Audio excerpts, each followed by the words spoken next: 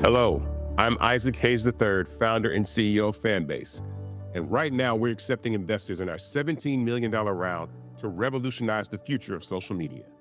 Today, for just $399, you can own 60 shares of stock in Fanbase at $665 a share. Go to startengine.com/fanbase and invest today. While the big platforms have grown too massive and disconnected from their users, Fanbase is building a platform where creators and users truly come first. We've already raised $8.6 million from everyday investors who believe in this vision, and now you can join them. This is your chance to invest in a social media tech company with over 1 million users that is disrupting media by allowing anyone to reach all of their following and monetize their content from day one. The market is changing, big platforms are failing to serve their users, and Fanbase is stepping up to fill the gap. Don't wait until it's too late. Invest now. Invest for yourself and your future. Go to startengine.com/fanbase and own the future of social media.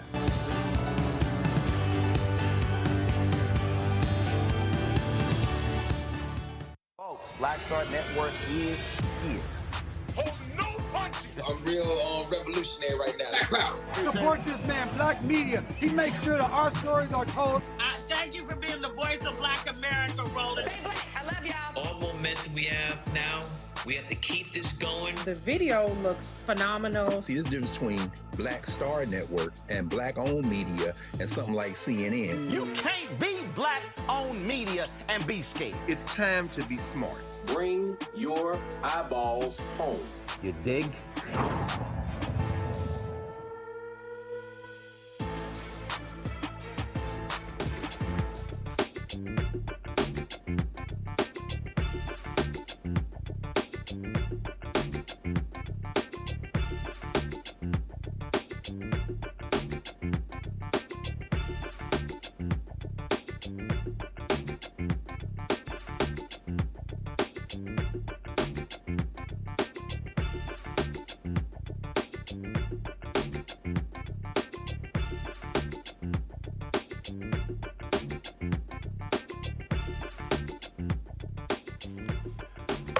Today is Tuesday, February 18th, 2025, coming up on Roland Martin Unfiltered, streaming live on the Black Star Network. Massive layoffs are affecting thousands of federal workers who are now figuring out their next steps for survival.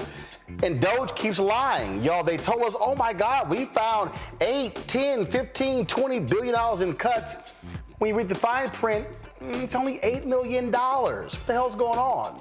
A self-described nonpartisan nonprofit organization reported that its post-election analysis in Clark County, Nevada, produced results consistent with voter manipulation. We'll talk with the executive director of the Election Truth Alliance.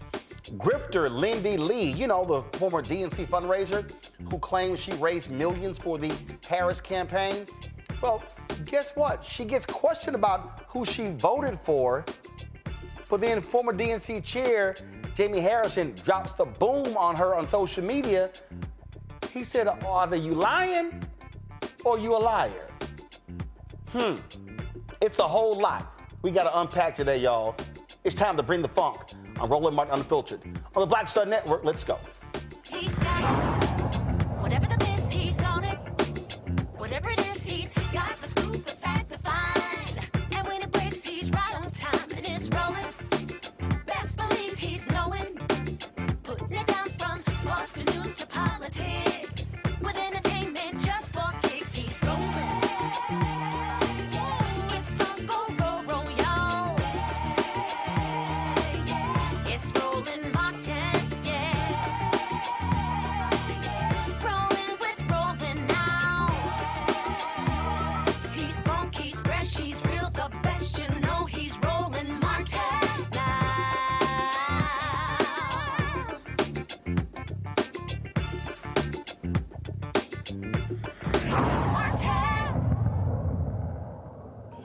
Folks, it's always important for you to read the fine print when we start talking about what is happening with DOGE, Donald Trump, Elon Musk, and all the stuff that they're doing. I mean, to be real honest, they're lying. They're lying. They're just making moves willy-nilly, firing people left and right without any regard for their families, for their health care, their jobs, you name it. And we really have been trying to walk y'all through what's going on here. Because, see, a lot of people out here are excited and happy, and they're like, oh, think great things are happening. They're moving. They're taking action. But it's sort of like people who are moving chairs around the Titanic. Oh, you're like, hey, there's action. Things are happening, but are things really happening? Or are they just breaking stuff just for the hell of it that gives you the impression that things are actually going well? So I came across this video of poster Frank Luntz, and he made this claim. That former Biden and other voters made the claim that they, quote, love the pace of what's happening. They love how fast things are moving. But you got to ask the question, are things actually moving? What's actually happening? Or are people claiming things are happening, but things are not really happening? So I want you to listen to this conversation between Frank Luntz and Breonna Keeler on CNN to get an understanding of what they're saying. So we'll break it down. Listen. I wanted to have you on because you do a lot of focus groups. You really get behind the numbers, the poll numbers, to the sentiments of voters. And it's so interesting. You've been speaking with a number of voters who were Hillary Clinton 2016, Joe Biden 2020, and then went for Trump in 2024. How are these folks seeing the early days of Trump's second term? Pretty well. Really? And they're reacting to it because they love the pace of change. They were very fed up over the last 4 years. They wanted action. They wanted results. They looked at prices. They looked at affordability, looked at immigration, and they didn't see anything happening. They still don't like what he says, but they like what he does. And these are Democrats now who felt that they were not securing the border. They were doing nothing to prevent illegal immigration, that nothing was actually happening. They wanted to see a reduction in wasteful Washington spending, and they're seeing that. So what they tell me is, I wish he would be a little bit less rude. But at the same time, they like what he's doing. They believe he's serious about it. And for the first time, they have confidence in the future, which is why you now see some significant shifts in the polling about the expectations for the direction in the coming years. It's a big wake-up call for Democrats. I'm waiting for them to get a message. I'm waiting for them to unify and to understand that to oppose and to be the resistance, which is what some of them use that phrase, that's not what Democrats in grassroots areas want from them. They may not want the approach that Trump is doing, President Trump. By the way, I now know to say President Trump. But they do want action, and they don't see action from the Democrats. Okay, so they want action. They want to see stuff done. Here's a fact. Trump and his co-president Elon Musk and Tom Homan, they are deporting fewer people per day than happened under Biden. But this is the difference. The difference is Trump has turned deportations into a reality show. Trump has invited Dr. Phil to be embedded with the folks doing the deporting.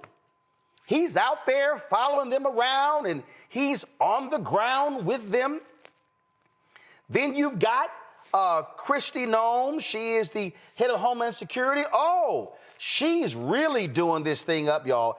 She's showing up dressed all up in the uniform, and she's got the Homeland Security uniform on, and she got the cowboy hat on. And you think I'm lying? Go to my iPad, Henry. Oh, look at this here. Oh, man. We got the green on, and we got the flak jacket on, and we got the cowboy hat on. And, I'm showing y'all what I'm doing. See, you saw Biden-Harris's head of Homeland Security. You saw her. You saw her out there, and you saw Mayorkas in a suit leading the agency. But no, this is what you got right here. You got Noem. This looks like Yellowstone. This looks like a television show. So, oh my goodness, that's the difference, y'all. Trump is a showman. He is a circus act.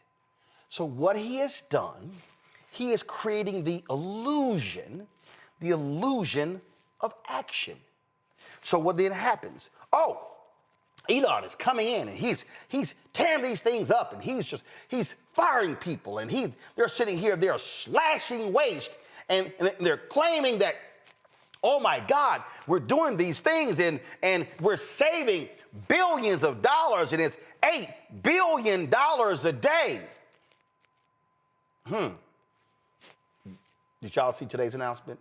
This is the John F. Kennedy Presidential Library. Oh, did you see the sign on the door? Due to the executive order, the JFK Library will be closed until further notice.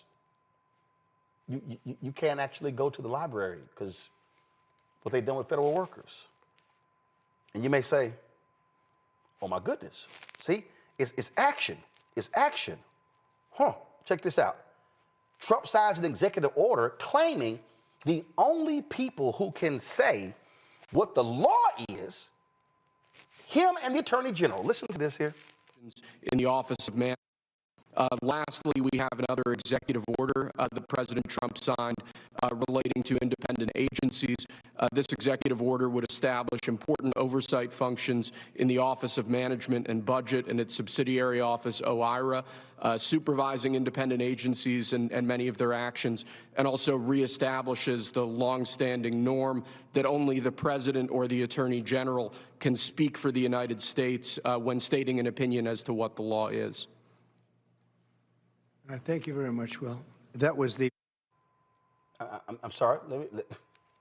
Only the President and the Attorney General can speak on what the law is. Really?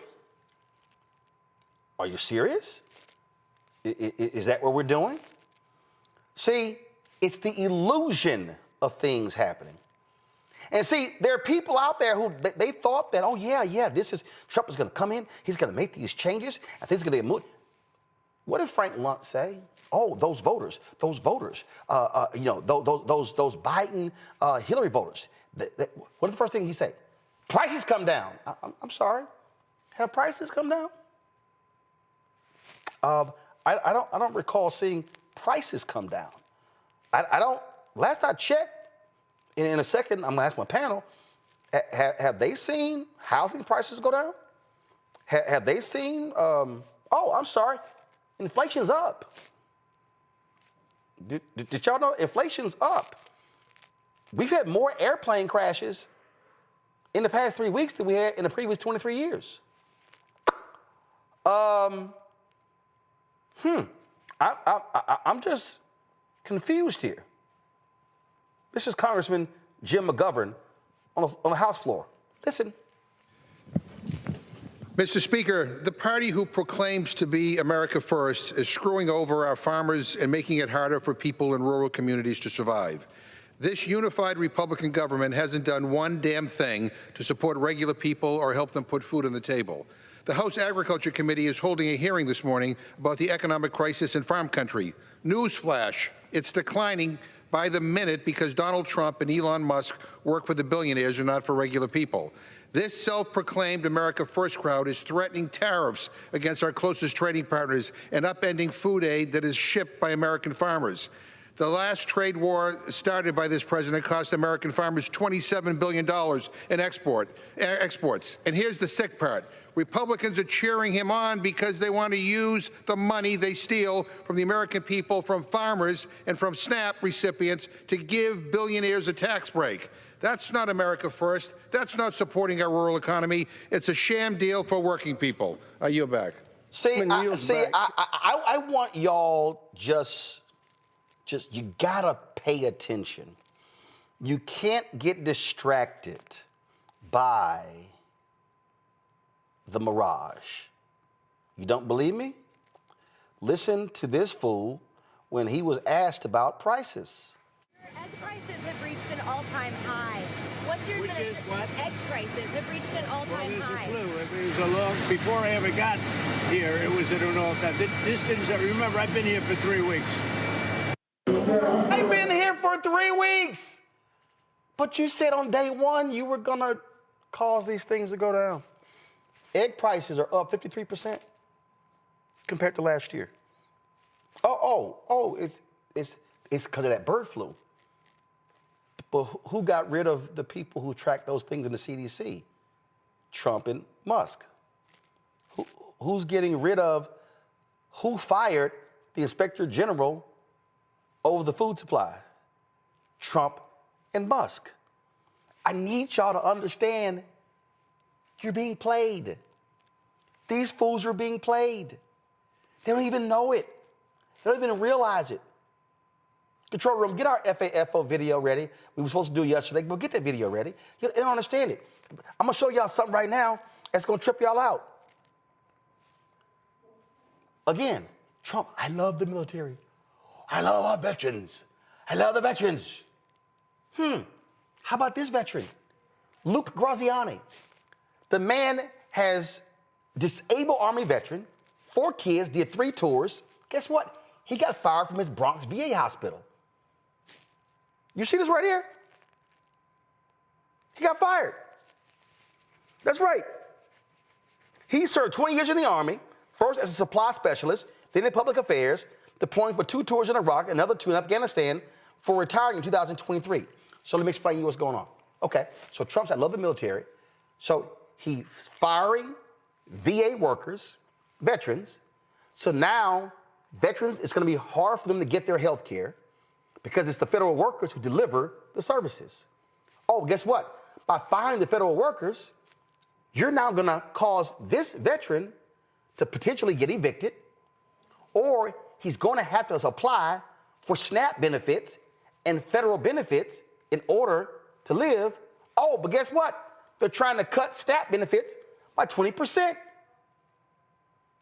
Oh, but Elon Musk is breaking things and making them better. So they're just sitting here, oh no, this is for the good. These things are great. It's just, it's perfect. That's what's going on. That's what they're saying to you right now. And then you got, what's the dude who's on the Shark Tank, Kevin O'Leary? He's sitting here like, Elon Musk is out here and he's just, he's making things happen and he's moving people and he's firing people. And you know what? If we just sit here and just cut and cut and cut and cut and cut, things are going to be great. Listen to this. I think the issue is they're not whacking enough. There's this concept in private equity when you get a bankrupt company and you go in there, you cut 20% more than your initial read. And then you find like a pool of mercury, the organization gels back together again. Always cut deeper, harder when there's fat and waste. The FAA, it's not the people. The code is cobalt. It's from the 60s. It needs CapEx put into it for the technology to be upgraded to make it safer. Fat like a chicken. All of these agencies are like big fat chickens dripping over barbecues of fat. This is the best barbecue I've ever seen, but I don't think it's happening fast enough. They're not cutting enough. Keep slashing, keep hacking while you have a 24-month mandate before the midterms. Cut, more cutting.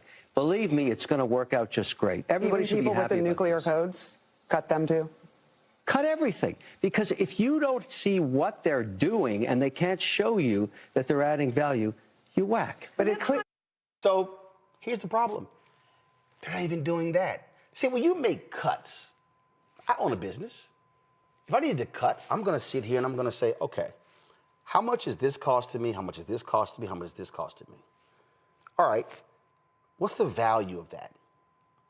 So I'm just going to again, I just want you to understand, this is real basic. So here's a perfect example. So I'm sitting here right now.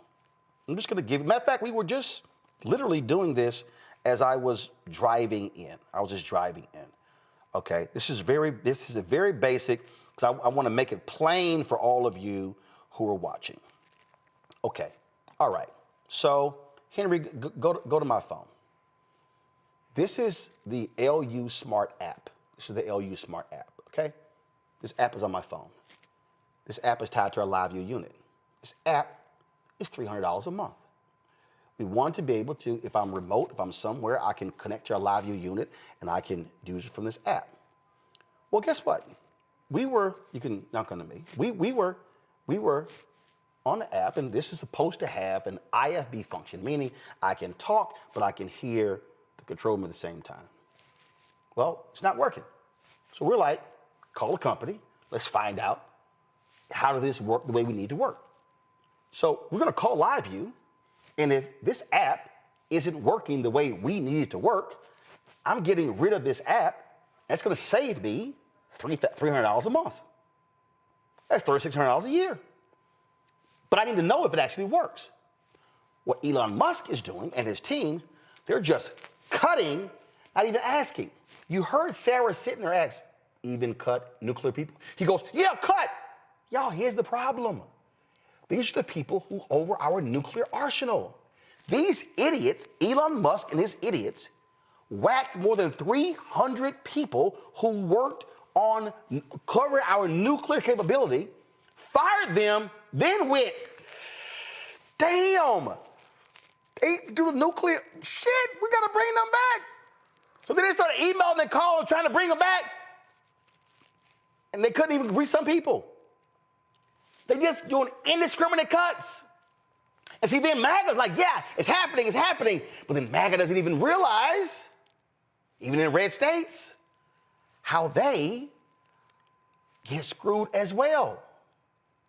Here's today's FAFO.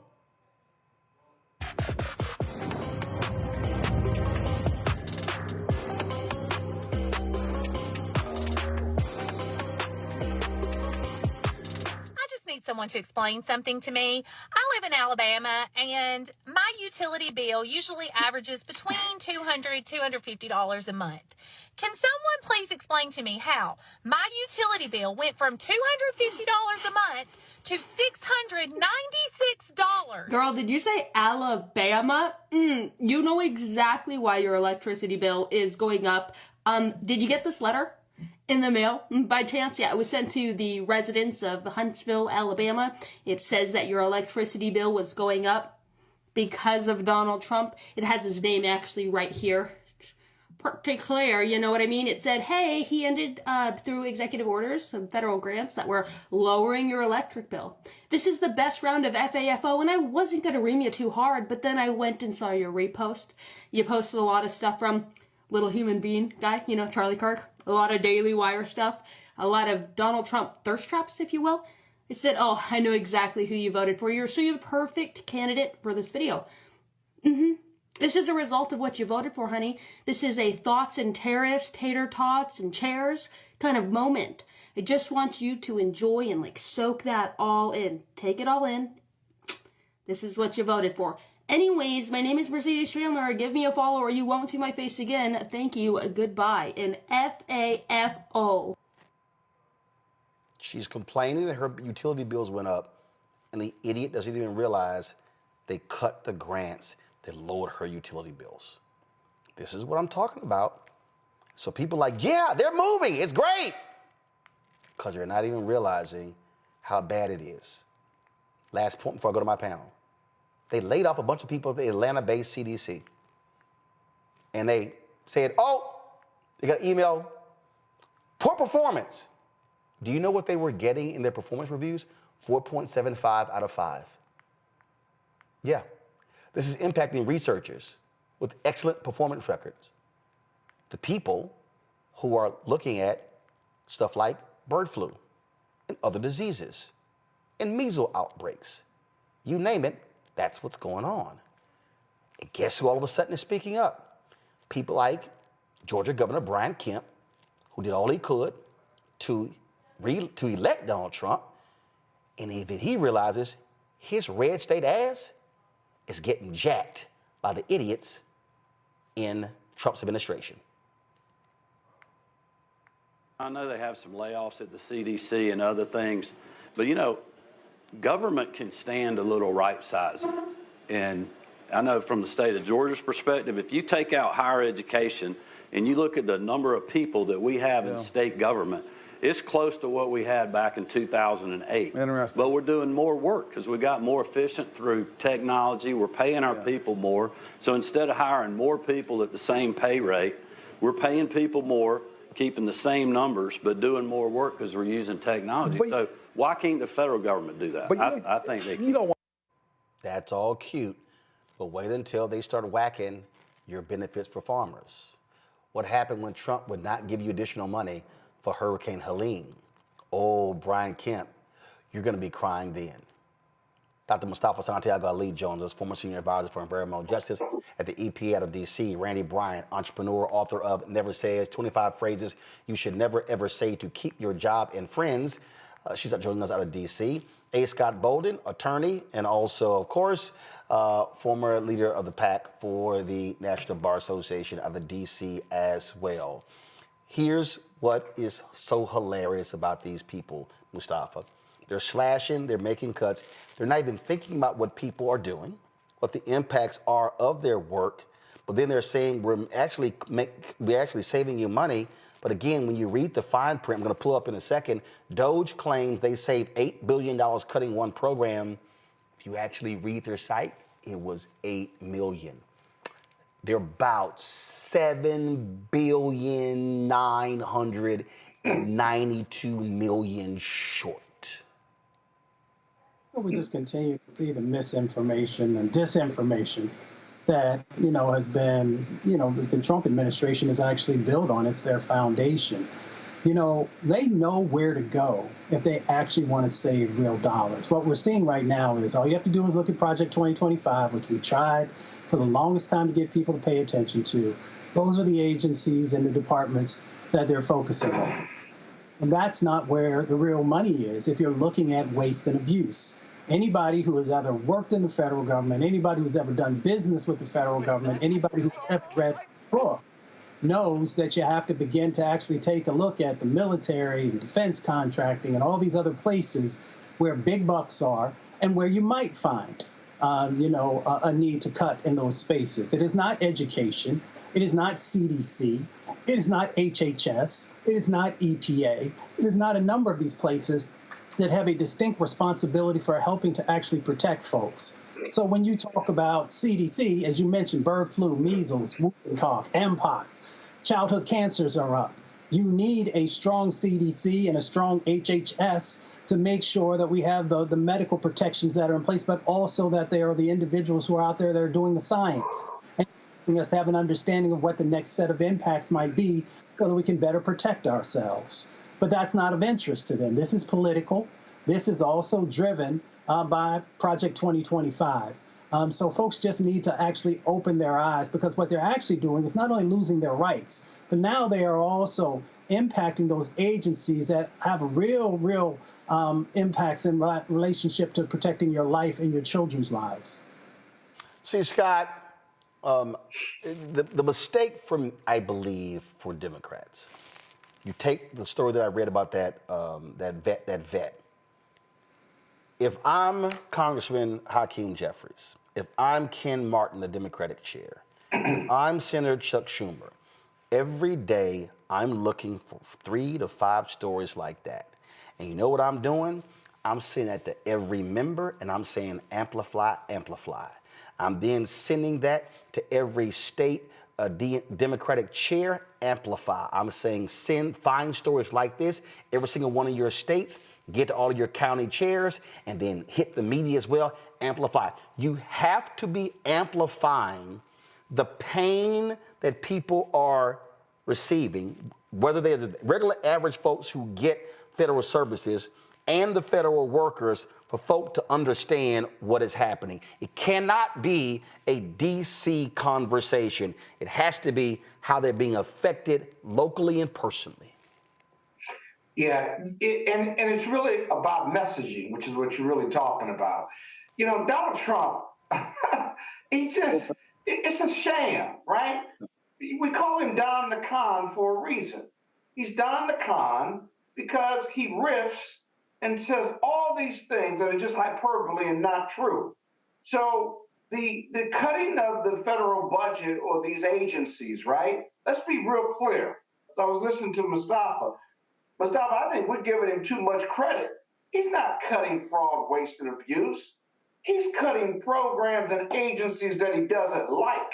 So he's cutting DEI. He doesn't like it. They're not fighting fraud, waste, and abuse at the CDC or at Department of Education or any of these other, or USAID. They just don't like the program.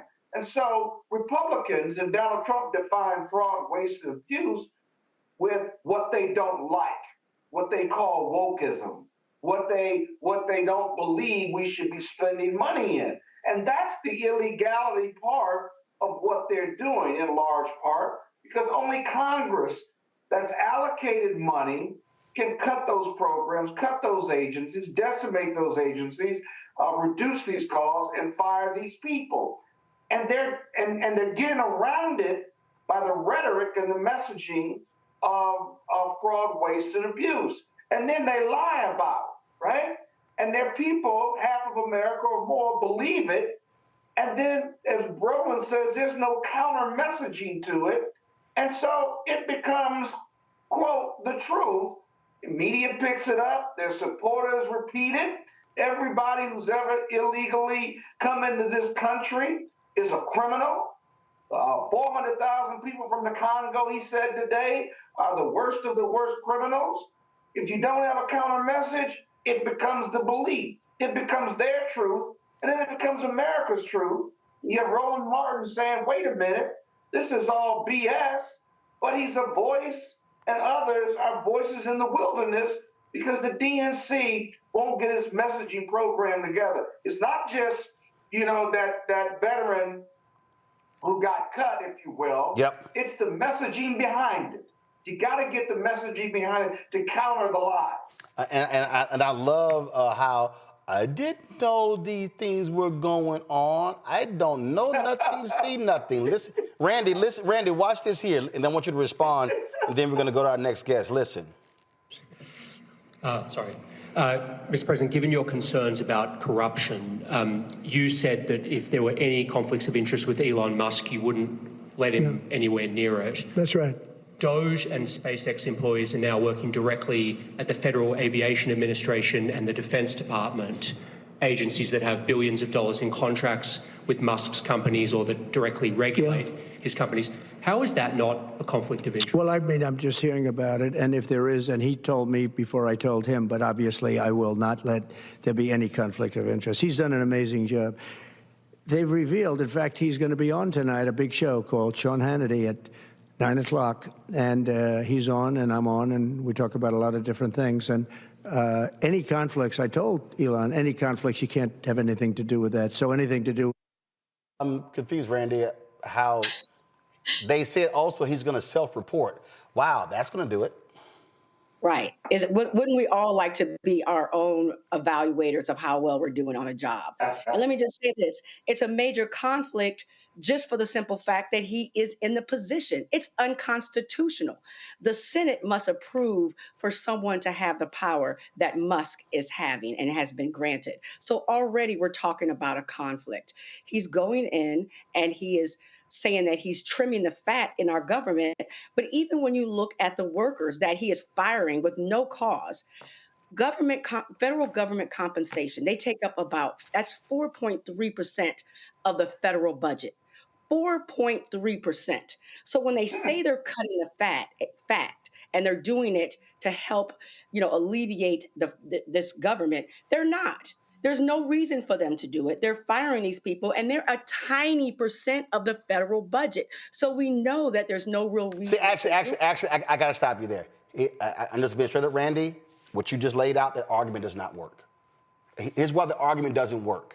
I'm here to listen. No, we should never use that argument. Because when we say, oh, this is just a tiny part of the federal budget, then somebody says, yeah, but it's $8 billion. $8 billion to somebody who's making $40,000, that's a lot of money. That's not what we should actually be saying. We should be saying, this is what they do. What they're cutting are the people who inspect your food. Guess what? If those people are not there, you're going to get salmonella, food poisoning. Oh, these are the people that inspect your water, that inspect the air quality, that do safety checks. That's what we have to be doing. We can't use the argument that this is just a small, Congress does it all the time, and I'm telling you, it doesn't work because if you apply, well, that's 3%, then that's 2%, and that's 5%, and that's 3%. Well, hell, right there, that's damn near 15%. So that doesn't work. We have to be saying the impact of the cuts on how it's going to affect us. So if you're laying off FAA personnel, guess what? Air travel is going to be unsafe. That's how we have to connect. Yeah, I see both. I do see that. No, I see the other as well. But I'm telling you, a person, when they go 3%, how much is that 3%? How much is that 3%? As far as the messaging, but what I'm always hearing them say is that they're trimming the fat because we don't want big government. And I'm saying that's not what's making the government big. But also, yes, absolutely to your point, we're seeing the bird flu, of course, going crazy, and it's now in our products. Cows now actually have it, and we need to recognize that. We're seeing planes drop out of the sky.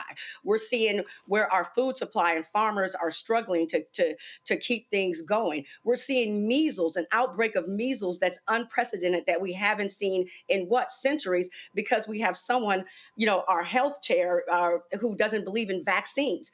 We are seeing the repercussions of what's happening right now with these cuts. Absolutely, that part is real, and it's absolutely scary because no one is at the reins. And it's easy to say, let's cut, right? It's like if you're building a house and they say, well, you're over budget. Okay, let's be fair. Let's cut some of our housing costs, but you don't cut the toilets.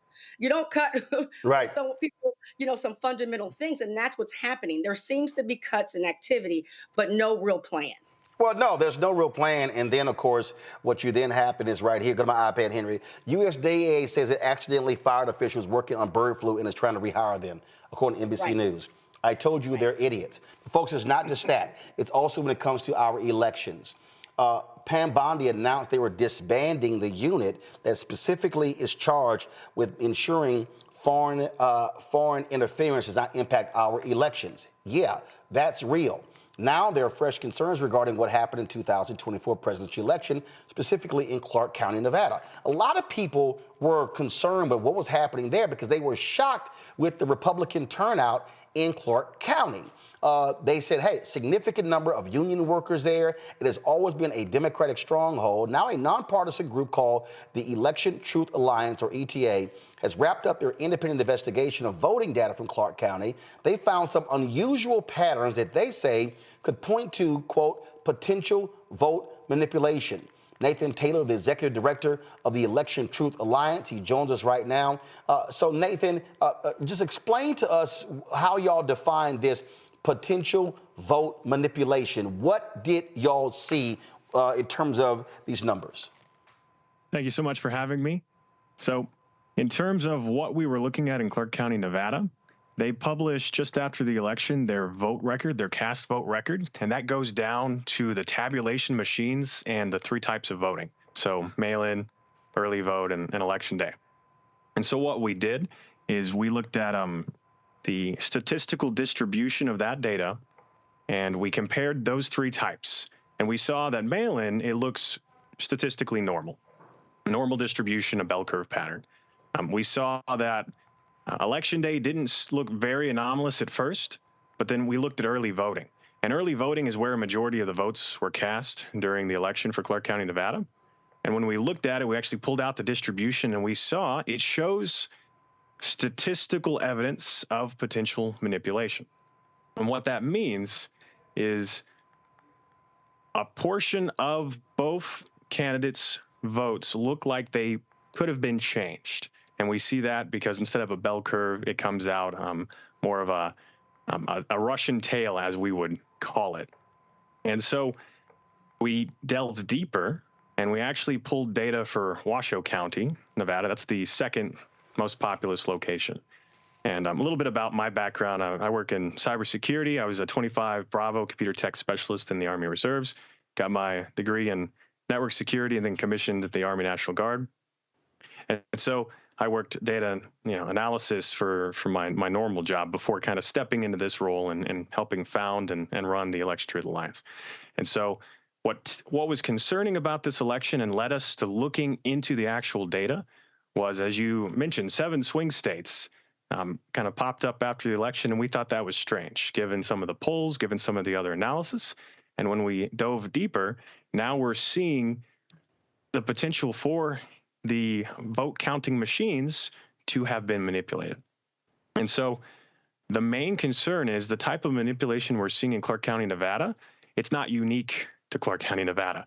We've done analysis on other locations. We're looking at Pennsylvania right now. We were looking at Wisconsin. We were looking at Florida. We were looking at Texas and California. And so many of these higher population centers in these states exhibit the same indications at a higher level, and that's a drop-off vote abnormality, where, for example, one party at the presidential level, they get a certain amount of votes. And then you look at the next down ballot for their party, like the senator or the governor or the superintendent, and you find that those lower positions have more votes than the president. And that's very concerning. And that ultimately also led to us diving a little deeper. So we did provide some graphics, but I don't really think we need the graphics just to kind of talk about some of the potential. That's why a lot of people were asking. They were like, wait a minute, hold up. How did he win? How did Trump win all of the battleground states, but the only 2 places the Republican candidate won in the Senate was Ohio and Pennsylvania? They lost in Wisconsin. They lost in Michigan. They lost in Nevada. They lost in Arizona. And there was no Senate race on the ballot in North Carolina and in Georgia. And in fact, when you look at North Carolina, Democrats won governor, lieutenant governor, attorney general, and secretary of state. So what is interesting as well is when people talk about candidate Harris at the time and how she performed, right? Talking about popularity and saying, oh, well, people didn't vote for her. She wasn't popular. People were switching their votes at the presidential level and then voting Democrat all the way down. Well, I looked at this as well, and we pulled some of the data for both all the swing states in this election and last election. And we said, how many votes did Harris get in comparison to Biden in those 7 swing states? And correct me if I'm wrong, this is the graphic you were referencing, right?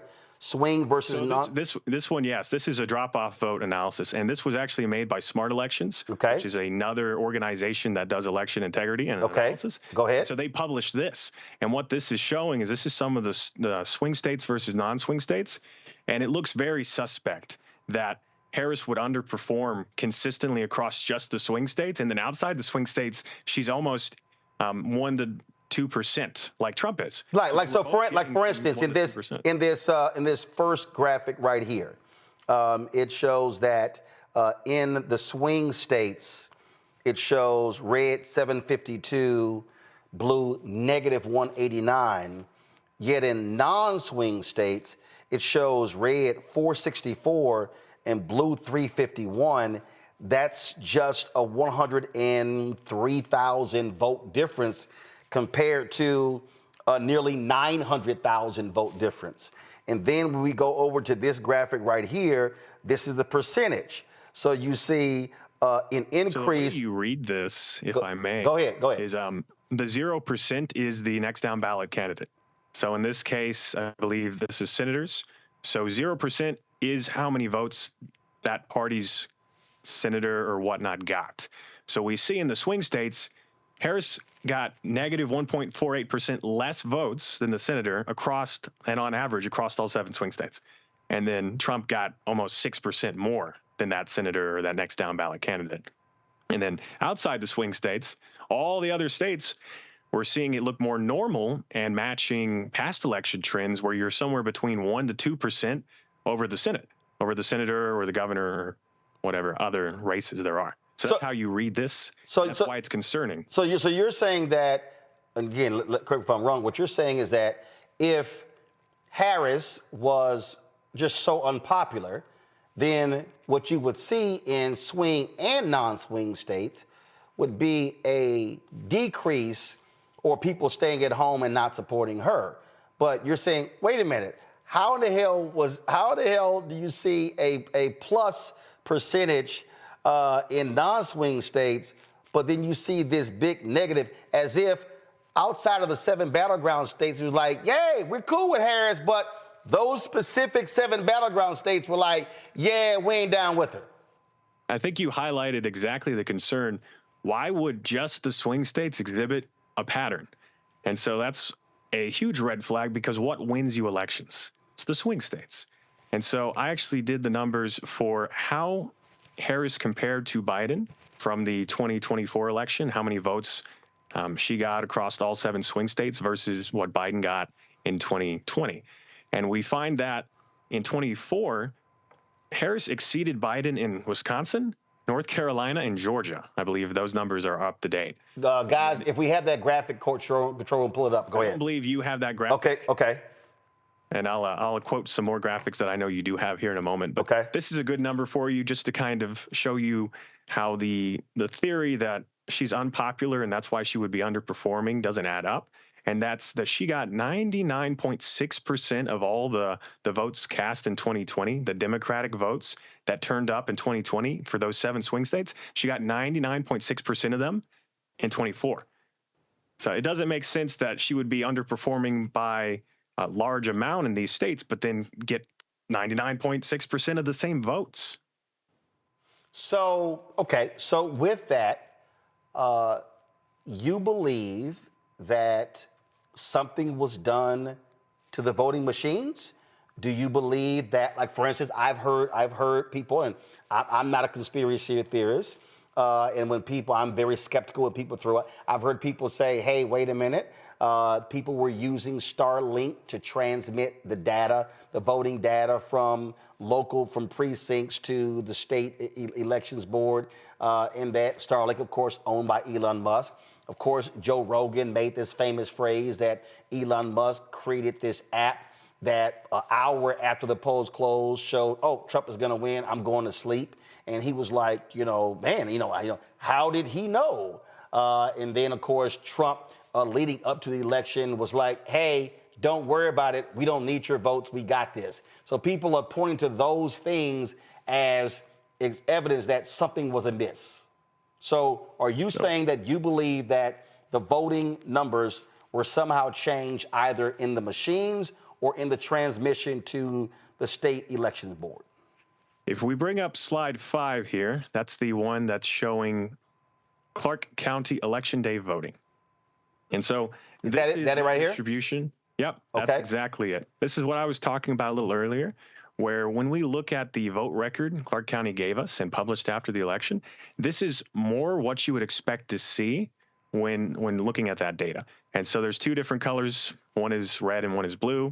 Obviously, the blue is the Democrats for presidential race, which would be Harris, and the red is Trump. And so they are overlapped, but when you pull both of them out, they should look like a bell curve. And in this case, for election day, they look pretty much like a bell curve. You're not seeing any huge issues. Is this right here the bell curve? This one right here? This what you're talking about? That is I don't believe we referenced the bell curve, but that line, this is an excellent slide. If you look at the line, and this is us pulling early voting out, the black line is what you would expect to see as a bell curve. Okay. So that line there, that's overlaid on top of the voting data, right? That is what you would more expect to see. Okay. Now, if you go back to slide 4, I'll actually show you exactly what we were seeing and talk about what would potentially cause this. So comparing this to election day, you notice this does not look the same. It's not a more rounded bell curve, a more random and expected distribution. And so what we're seeing, this is Clark County in 24 at the bottom for early voting and 2020 at the top. And you'll notice. Wow. Let's look at 2020 first.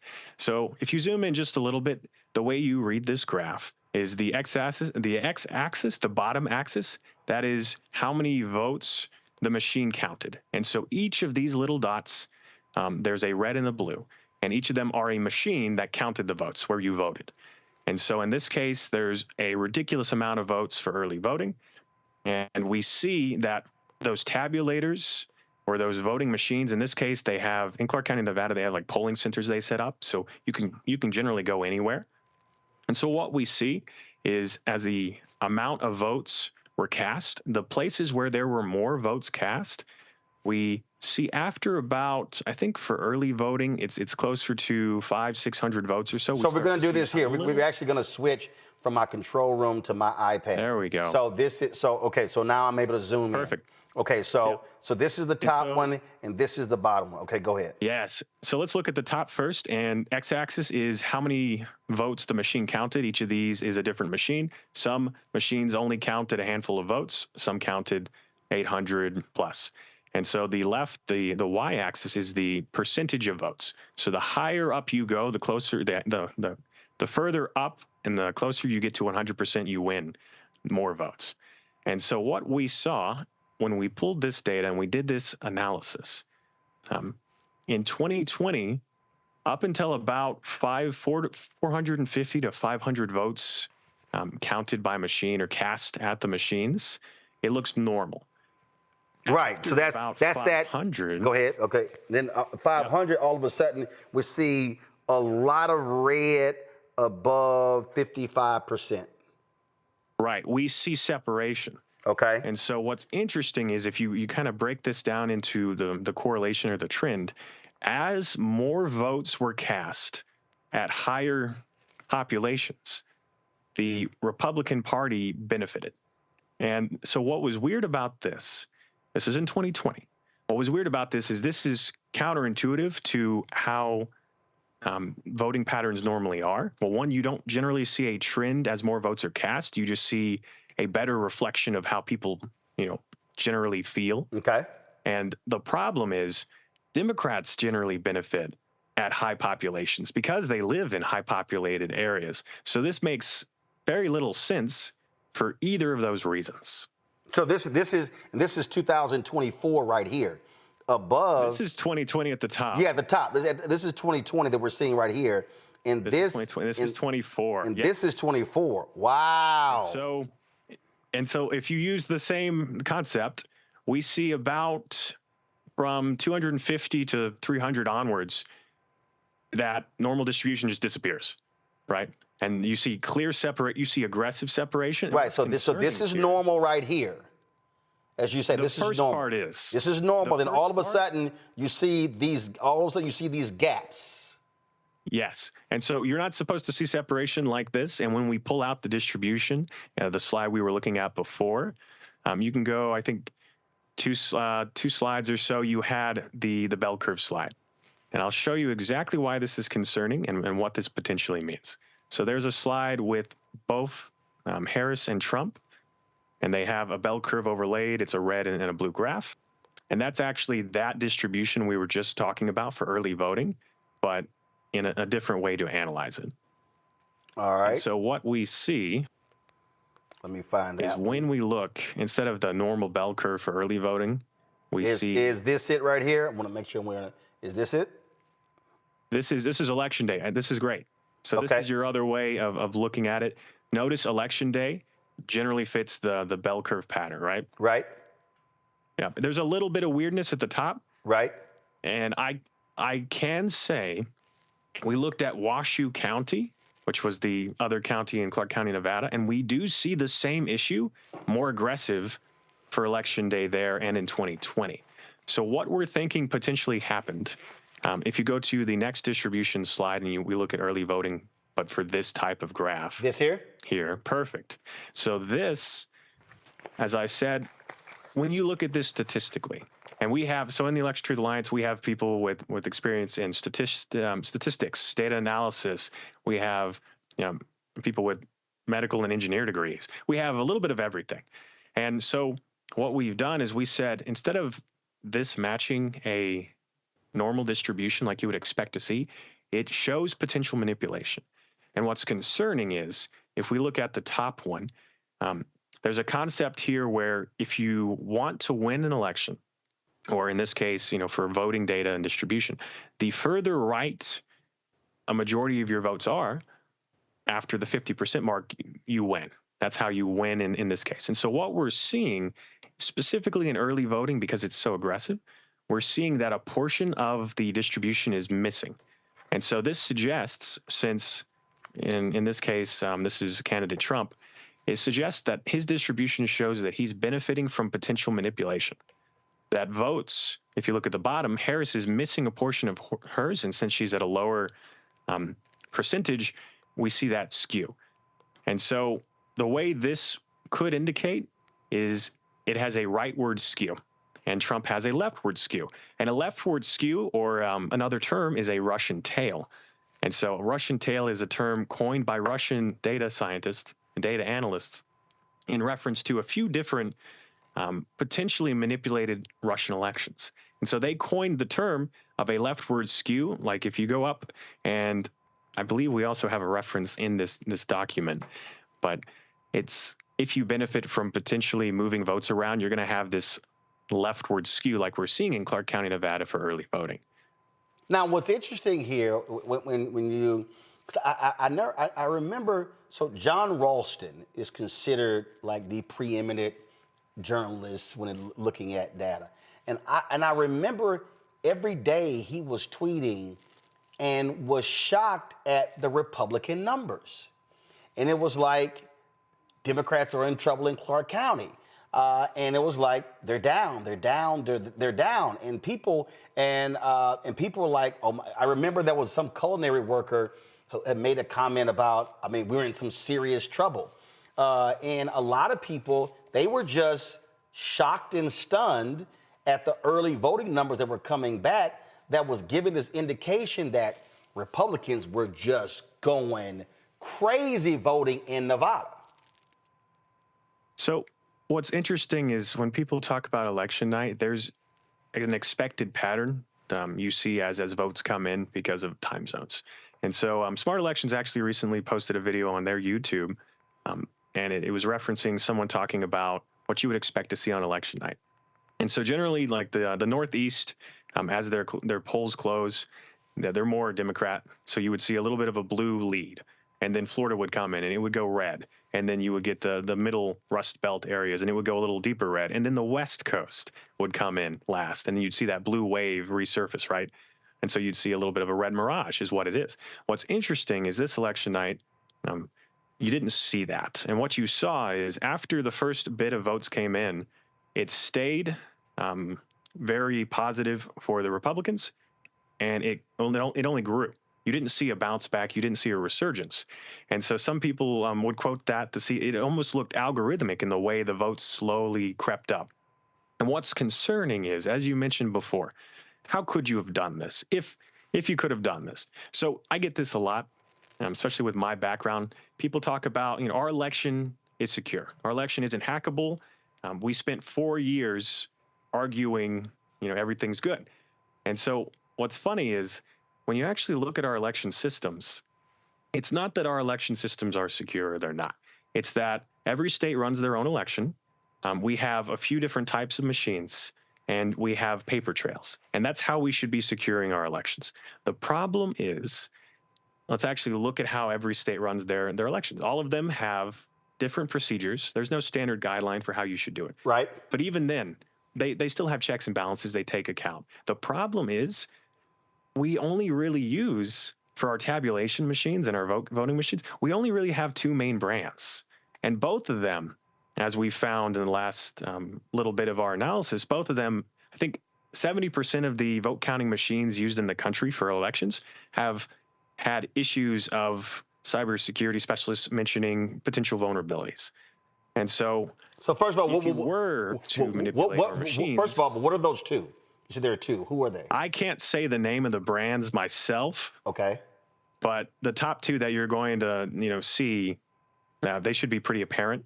And as you mentioned, as you asked before, how would you do this? Well, you would, as you said, I think you would do it at the tabulation level. So some states, they have voting machines and then they transfer their votes, or they scan in paper ballots. And the tabulators are what's doing all that work. And so, as I said, there's two main brands.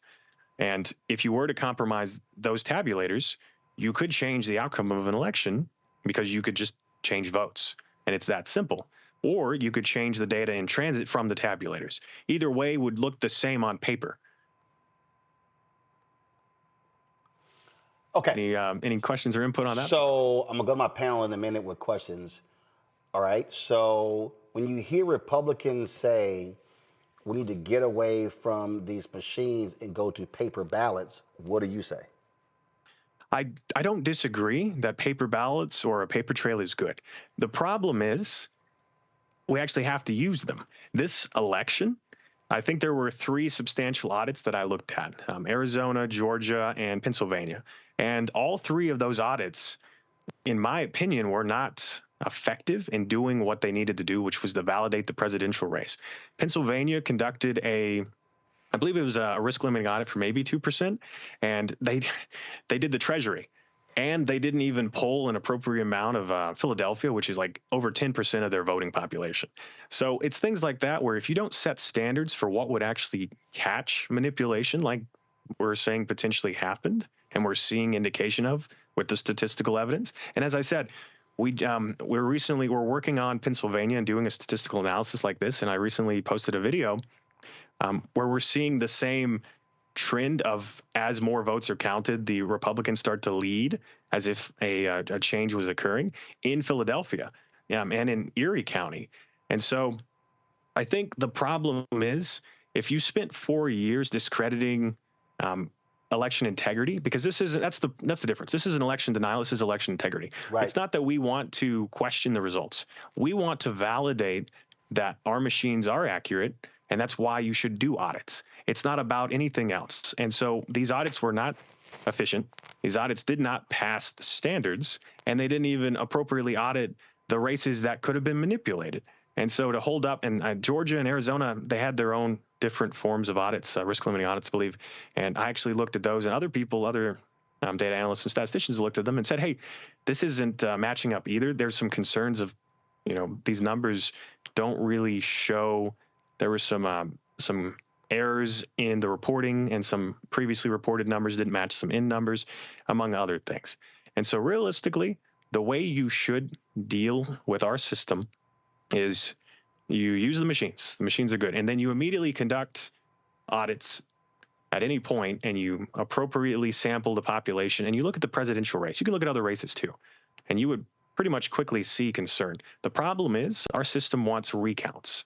And so if you don't meet a threshold to do a recount automatically, and the candidate doesn't ask for one, it doesn't get done. It doesn't get checked.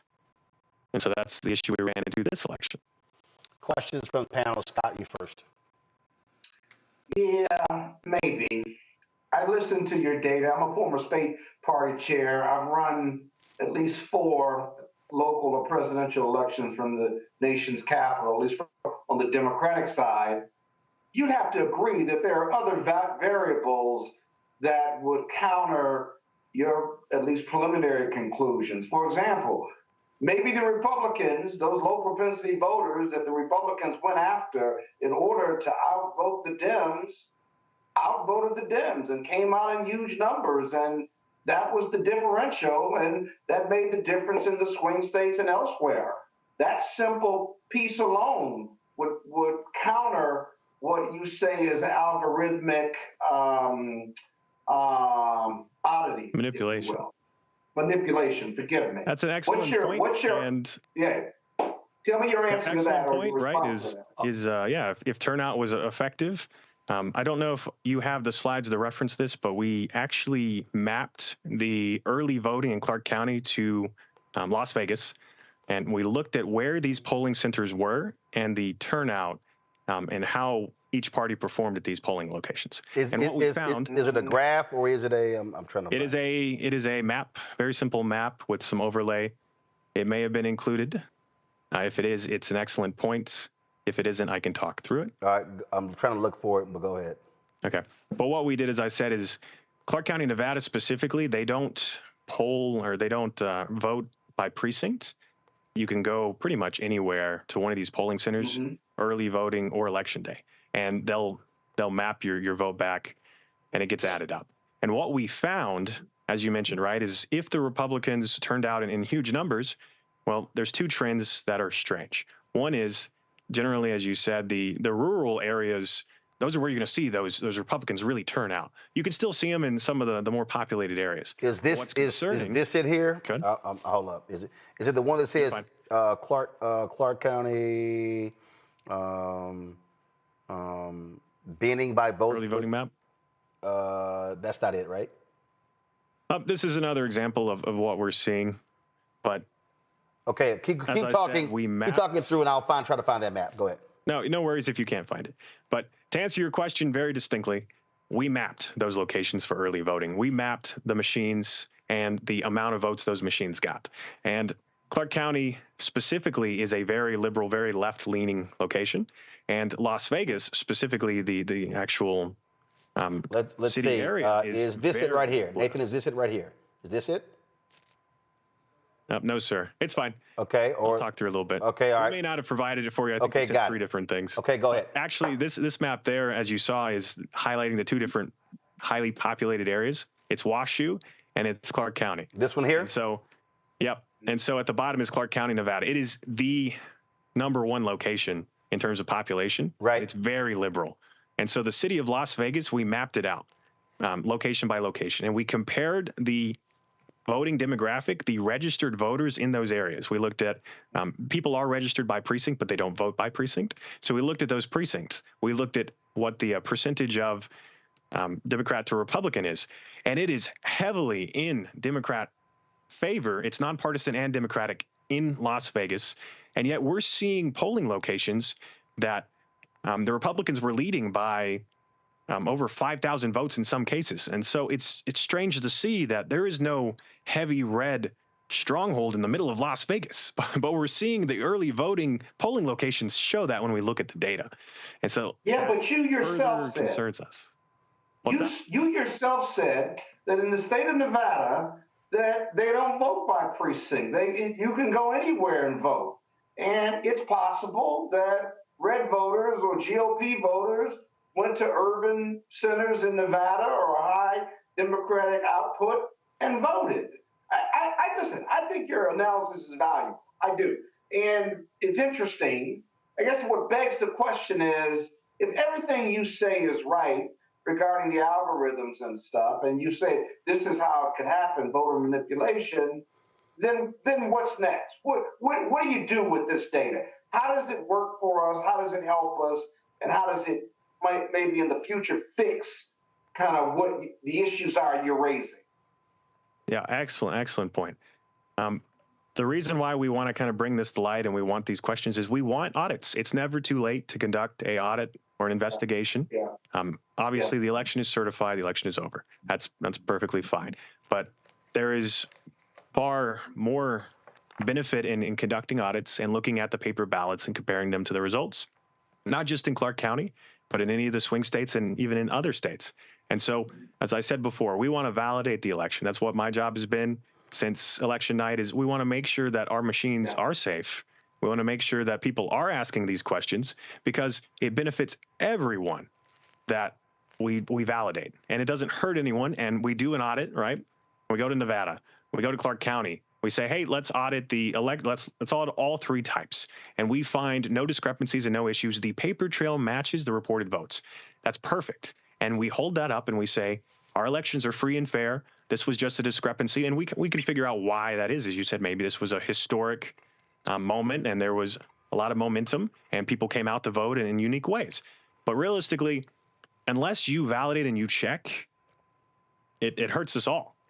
And so that's why we want accountability and we want audits, and we are willing to pay for them as well. I've reached out to a couple different organizations and entities to help us, push for those. Mustafa. Yeah, well, thank you for sharing this information. My dad was big into mathematics, probability, statistics, so this is helpful. I'm curious. We've got this dismantling of the election security efforts that are going on right now.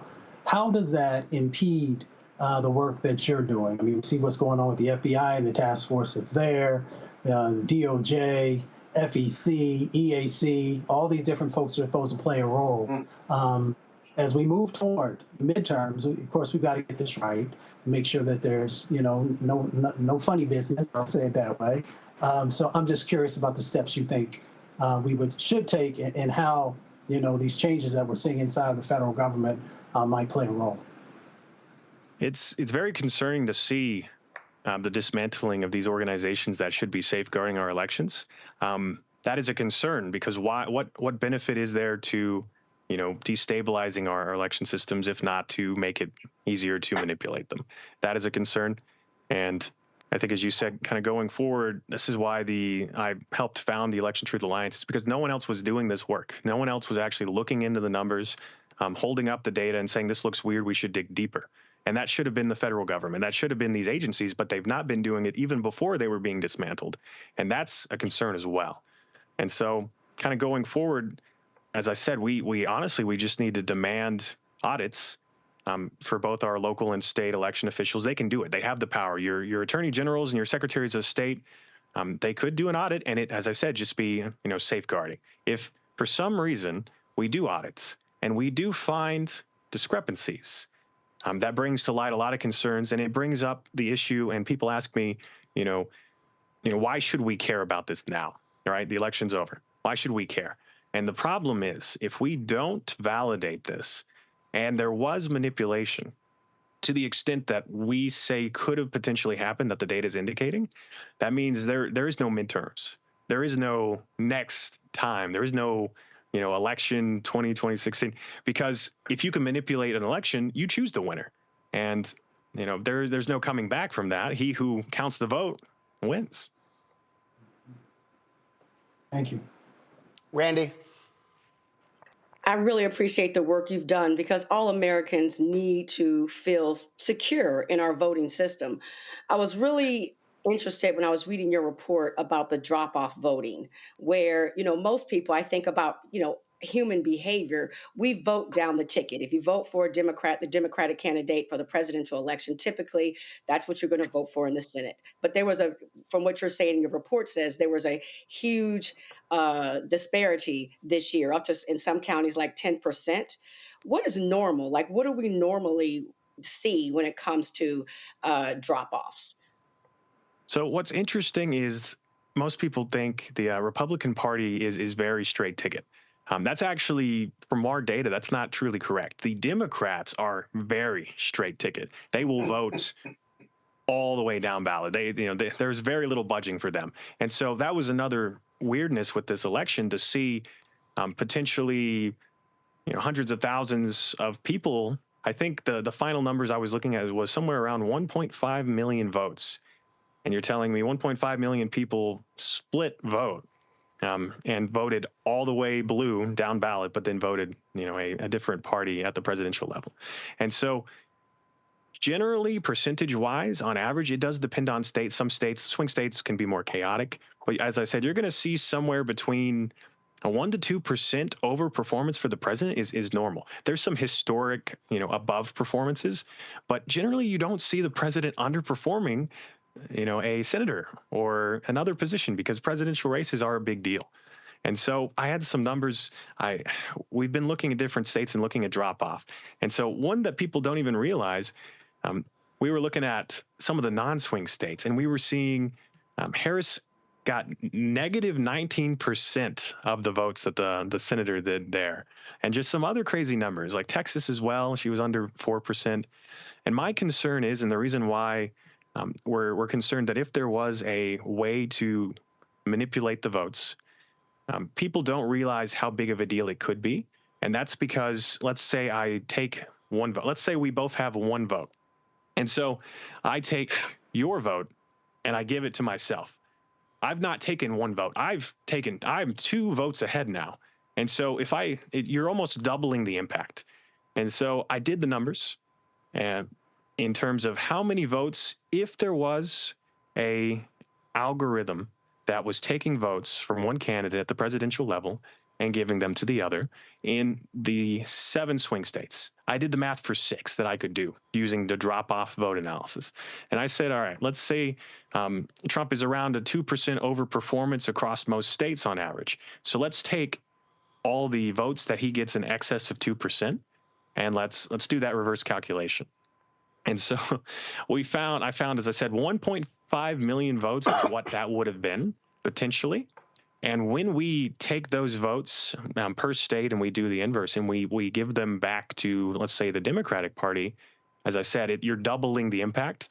And we see that in 6 swing states that I did the numbers for and looking at the drop-off vote, if that was caused by algorithmic manipulation, Harris leads in those 6 swing states when you do the inverse there. Also, that's not including any concerns about mail-in ballots never being delivered. That's not any concerns about voter suppression, which I do believe was a big deal in this election. I've spoken to Greg Palast, and he's really highlighting those concerns, and those are very critical. Yeah, we had him on the show. Yeah. So that's hopefully I answered your questions there, and that was the big concern. So last question from me. Have you made a request to the Nevada Secretary of State, to the Nevada Attorney General, Aaron Ford, to do something? I have had people within my organization draft and send out emails and correspondence reaching out to them. Yes, not just Nevada, but other states as well, other secretaries of state. I mean, we will continue to do so. And we have that PDF that you saw, and we have some other documentation. We send them saying, hey, here's our concerns, here's our analysis. We'd be interested in facilitating an audit. For Clark County, Nevada specifically, they have poll tapes. And so it's not a paper ballot trail, but you can still go in and look at the vote count. And if there was algorithmic manipulation, like we're saying, if the tabulation machines across the country could have been manipulated, what you would find when you compare it to the paper trail is you would find 2 things. I didn't talk about this a lot when we did it, but we were also seeing not only the potential for votes to have been changed from one candidate to the other, causing one candidate to underperform and the other candidate to exceed and overperform, which is what we're seeing in multiple swing states, but we're also seeing indication that for whatever reason, the Democratic Party in Clark County, Nevada, for early voting specifically, gets capped out, and it looks like votes could also have been deleted. So you would change votes until you're at a 60% margin for one party, and then you would just start deleting extra votes. And we're seeing indication of that too.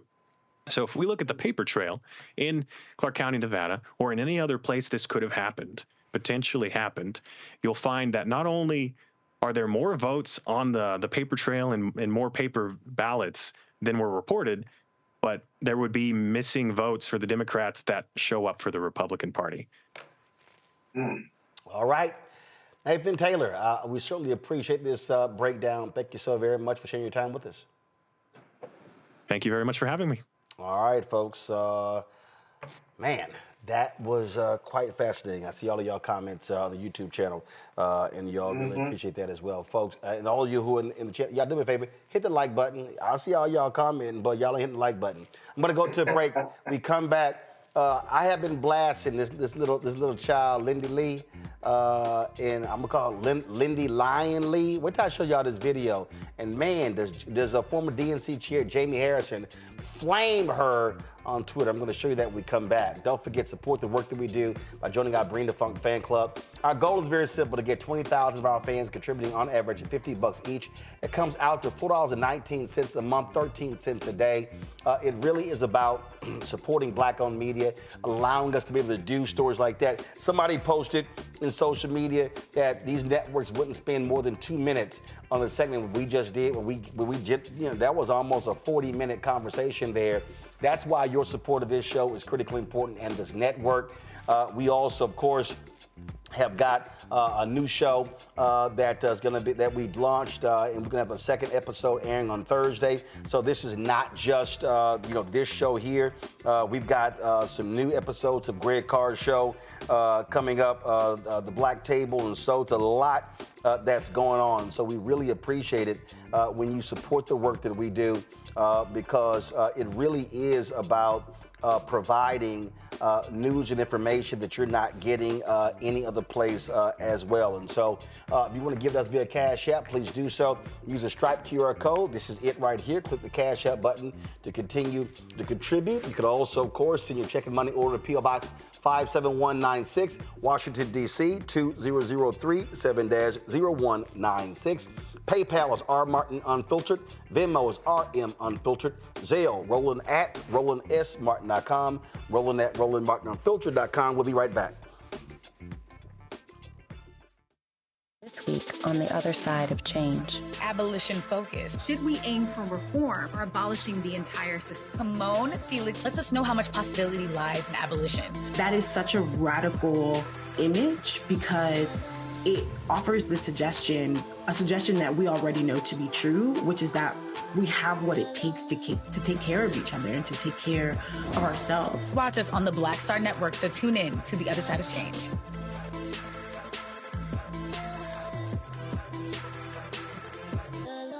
What's up, y'all? Look, Fanbase is more than a platform. It's a movement to empower creators, offering a unique opportunity for everyday people to invest in Black-owned tech, infrastructure, and help shape the future of social media. Investing in technology is essential for creating long-term wealth and influence in the digital age. The Black community must not only consume tech, we must own it. Discover how equity crowdfunding can serve as a powerful tool for funding Black businesses, allowing entrepreneurs to raise capital directly through their community through the Jobs Act.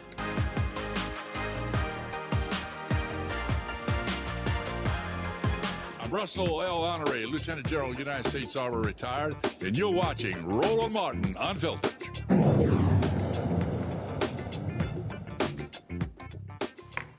Am I the only one who gets a kick out of these so-called former Democrats who are now kissing lots of MAGA ass? There's nobody who has done more of that than Grifter Lindy Li, okay? So she's a fundraiser for the DNC. Our script says a well-known, but she ain't well-known. Didn't nobody know about her ass until she started going on Fox News. And so she's raised money for the Democrats 2024. And so she was all over social media just praising and loving President Joe Biden and loving Vice President Kamala Harris and posting all of these photos. But after the election, she was going off on the vice president, awful candidate, awful campaign. Democrats are sick of this, all this sort of stuff. Then she all of a sudden flipped to saying I was a conservative Democrat the whole time, and Fox News was showing her some love. And then she left the party, and oh, how she was just getting all this MAGA love, and she had never got that kind of love from the Democrats, and she was just going on and on and on. So the other day, old lying-ass Lindy Li, or Lindy lying-ass Li, was on Piers Morgan's show, Uncensored, and listen to this exchange, y'all. So out of interest, who did you vote for in the election? In 2024? Yeah. I voted for one person. I actually ignored everybody else on the ballot. Well, who did you vote for? Because I couldn't bring myself to vote for the Democrats. I was so disgusted. So you voted Trump? Can I plead the fifth? No. I will just say that. Let me just say one thing. I was so disgusted with the Democratic. What did you say? Who did you vote for? I will say that I voted for one person on the ballot. Yeah, who? Because I was so disgusted with the Democrats, I couldn't vote for. I hate you, but who? Who did you vote for?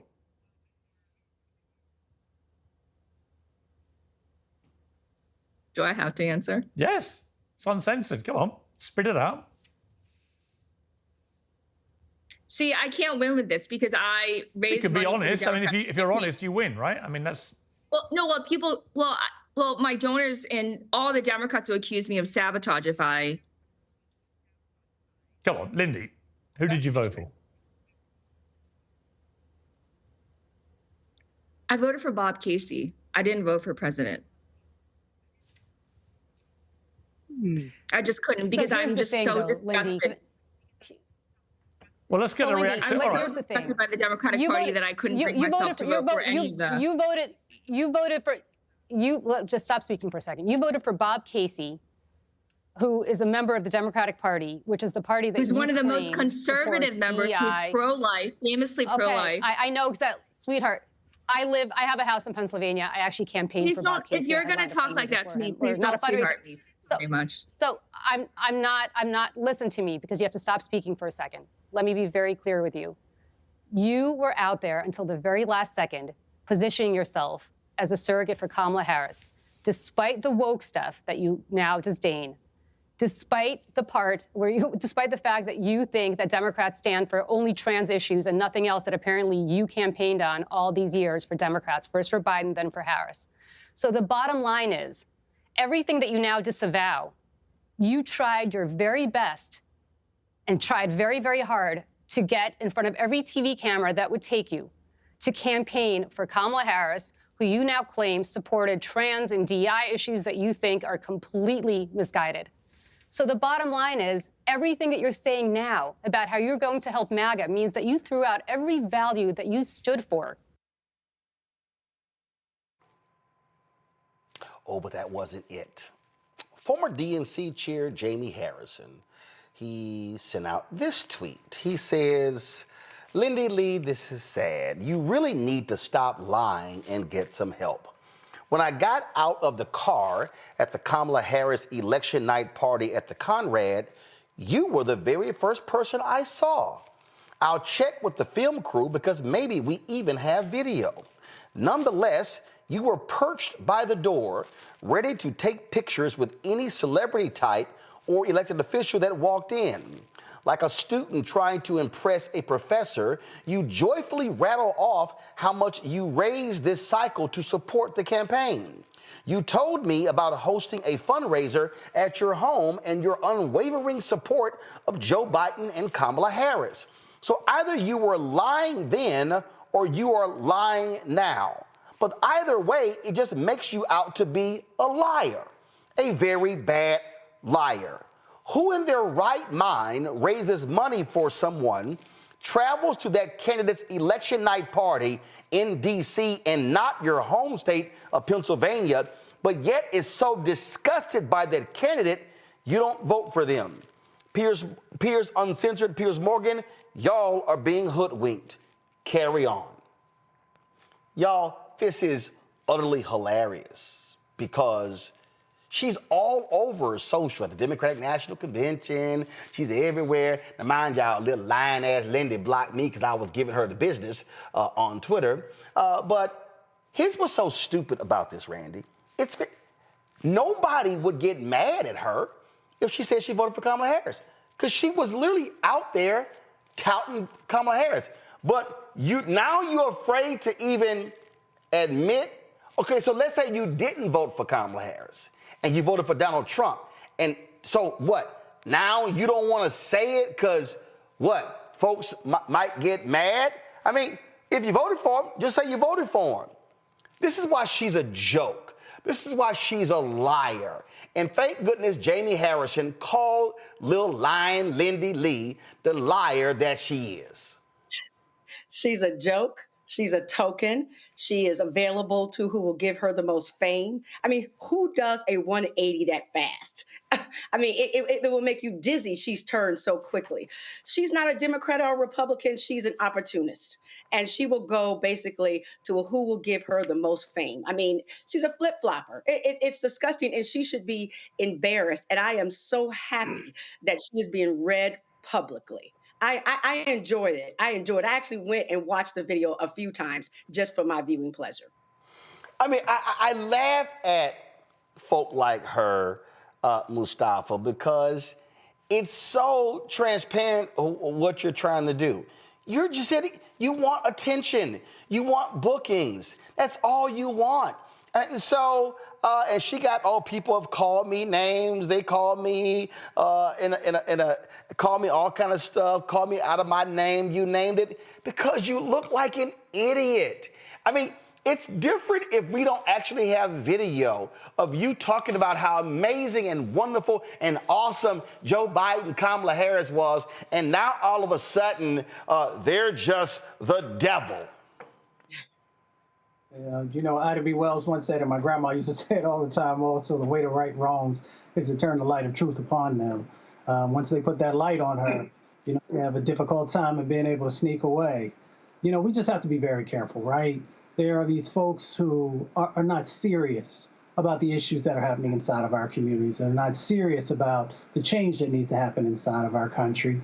And in many instances, if somebody throws a few dimes and nickels and dollars at them, then they will flip and flop. So, you know, this is just another example of somebody who is not truly committed to community, who's not truly committed to democracy, who's not truly committed to making sure that our country moves in the direction that it should. And they got caught.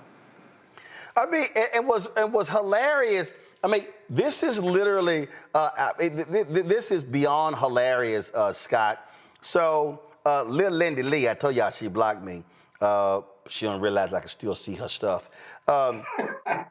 Scott, this is a tweet this idiot posted a few days ago, a couple days ago.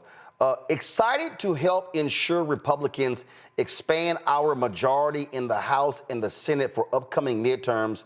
I'm taking my donors from the DNC and giving them to the RNC instead. Most of them are on board. We love our country and just want President Trump to succeed. And so this is her talking on Fox News. Pull it up. So a lot of my donors are business oriented. They just want America to prosper. And President Trump wants America to prosper, and he's very business friendly. So these people are not, social justice warriors. They are not like gender crazy lunatics. They just want America to succeed, for us to have strong borders, to have sensible immigration policies.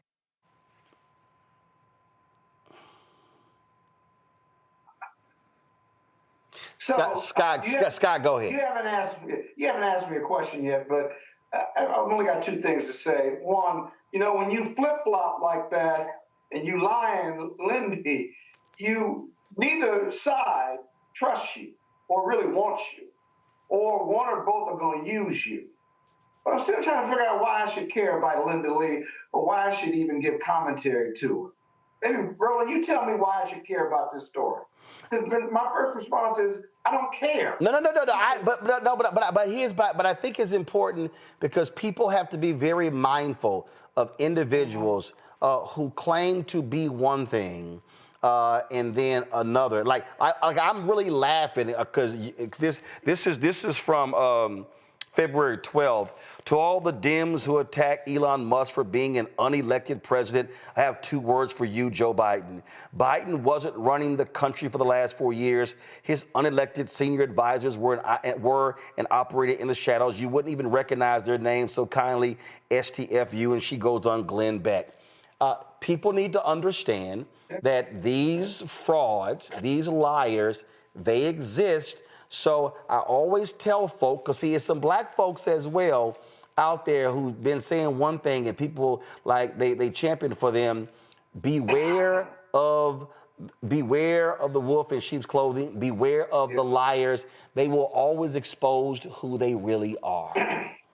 But this isn't even a close call, Roland. It's not like you're a conservative Democrat and you're a liberal Republican and your voting record goes back and forth.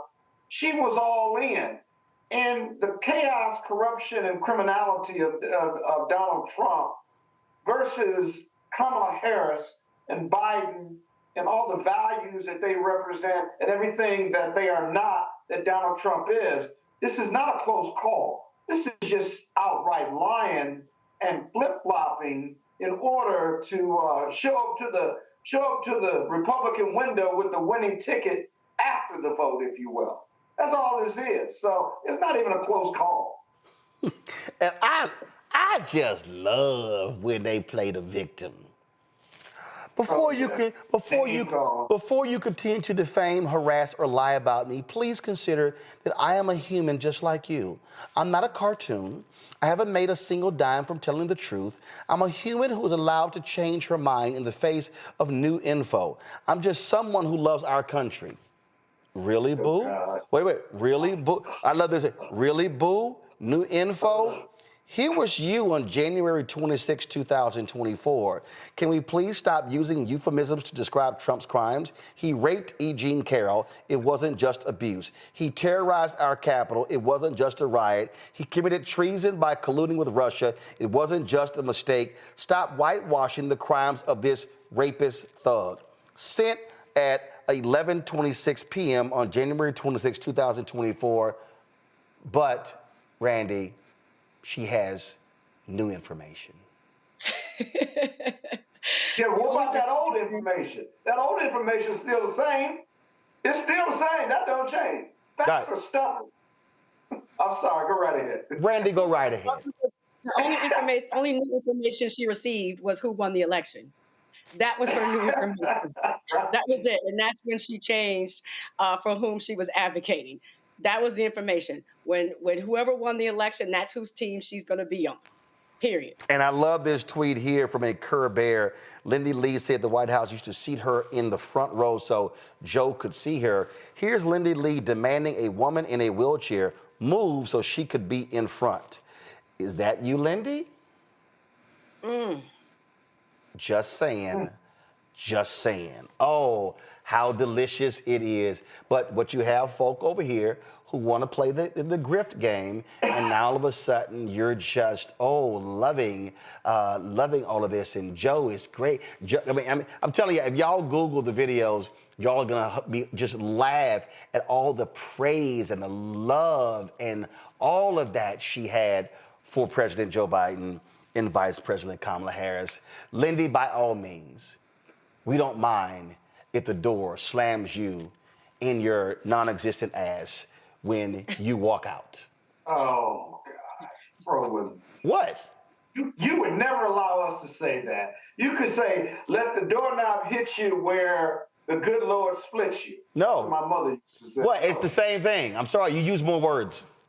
I just wanted to talk. Yeah, we know you did. We know you did. So let the door hit her ass and on the way out. And so those are the kind of people, when you're in a battle, you're in a war, those are not the kind of people who you want on your side because they're liars. And so she can get all mad she wants to, but if we started pulling all the photos of her just cheesing and just loving, and if y'all pull the videos, I'm just happy to be at the DNC as an influencer. And this is just great and wonderful. All that sort of stuff that tells you how much of a joke this person is. And listen, there are others like that. And so I need people to understand why it matters, because there are people like her. It's about the check. They're switch sides all the time. And you know what? It's some people in Silicon Valley who are the same way. It's some people who have given money to the UNCF and the NAACP who now are standing against people. It's no different than, I'll give you a perfect example, the app Clubhouse. How many of y'all heard the story of the Andreessen and Horowitz, the venture capital firm out there? They hired Daniel Penny, the former Marine who killed the black guy on a New York subway. Oh, Scott, you're gonna love this. They hired him. Now, mind you, he went to school and studied architecture for 1 year. They actually have hired him.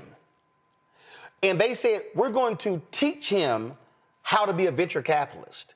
Got no experience, no knowledge.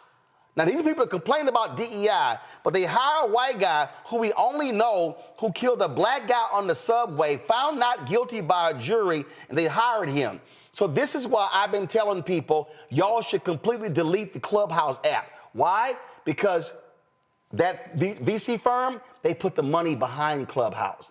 And black people, y'all are the ones that have made Clubhouse a successful app by black conversations. See, here's a perfect example of when people who you think are riding with you, who are being exposed, that's what's going on. And so the people who are the venture capitalists, so the people who are behind that, they're behind Clubhouse. And this is why you have to always expose these people for who they are, because they claim to roll with you when a certain person is in, and now they flip. That should be an insult to every black person. And again, I got nothing against Daniel Penny. I'm not saying Daniel Penny shouldn't have a job. But when you purposely hire somebody who has expressed no interest in venture capital, and you're going to teach them how to do the job, I say to every black person or every person of conscience who's not black, delete the Clubhouse app now, because we should not reward the people with our time and our talents who don't give a damn about us. Mustafa, you first. Oh, no, I agree. You already know how I feel. I don't fund my own oppression. So you don't get my dollars if you're not standing in my community and you are not rooted in the values that are necessary for our liberation. So I'm very clear about that. I also have talked about on this show numerous times to stop letting people pimp us. We continue to allow this pimping in America. This is just another example of it, and we continue to also elevate individuals who ain't got no receipts. So I watch TV shows every now and then, these different news shows, which is very, very rare for me. But I often look at the folks that they bring on there, and I'm like, but they ain't got no receipts. They ain't never done nothing in our communities. But yet we continue to see these people being elevated. So that's why I'm thankful for the Black Star Network, because at least when you see somebody who's sitting before you having a conversation, it is folks who are rooted in trying to make positive change. It is folks who are rooted in actually doing the work. And then you have folks who are also rooted in making sure that we have a positive future. See, Scott, you're going to love this here. It says famed Silicon Valley venture capital firm Andreessen Horowitz has a new deal partner, Daniel Penny, and it says the A16Z team. Penny was hired to join. It's called American Dynamism, and they're going to be focusing on aerospace, defense, public safety, education, housing, supply chain, industrials, and manufacturing. A photo of Penny appears in his team gallery, and it says right here, David Ulovich, a partner at the firm. We believe in Daniel and are excited to have him as part of our team. It says, Ulovich said the firm plans to teach Penny the business of investing. Penny was an architecture student at New York City College of Technology, also known as City Tech. In explaining A16Z's hire decision, he wrote, I believe, as I know many of you do, that Daniel acted with courage in a tough situation. He was acquitted of all charges. Beyond that, it has always been our policy to evaluate the entire person and not judge them for the worst moment in their entire life. Wow, Scott, I didn't realize choking somebody to death in a subway and being acquitted works well on your resume. It does if you're white. And in America, I'm sorry. Listen, if Daniel Penny had been black and the victim had been white, that Daniel Penny, the black Daniel Penny, would still be unemployed and never get another job. Daniel Penny, the white Daniel Penny, he running around with the president. He's the guest of these leading white conservatives wherever he goes, simply because he got acquitted. I mean, Scott, you're the major law firm. If a partner came to you and says, Scott, we want to hire this guy. Oh, by the way, he's expressed no interest in law, but we want to hire him and we're going to teach him how to be a lawyer. What would be your response if a partner says, Scott, don't you think this is a great idea? No, because you're wasting my money. And what you pay him should be going into my pocket, at least part of it, since I'm an equity partner. So, no, I'd say something worse, but I still believe the FCC regulates us, even though actually they don't. Actually, they don't. The FCC, no, but Scott, there's no ambiguity. The FCC only controls those who seek a broadcast license, and this is not a broadcast network. I would tell my partner, F no. And so, get the F out of my office. So to everyone who is watching, who is listening to me, this is the app Clubhouse. You should delete Clubhouse from your phone. You should download Fanbase. You should download Spoutable. You should download Spiel. But you should stop supporting Clubhouse because this decision is a gross affront. And you should not be making Andreessen Horowitz any money if they choose to sell an equity stake in Clubhouse.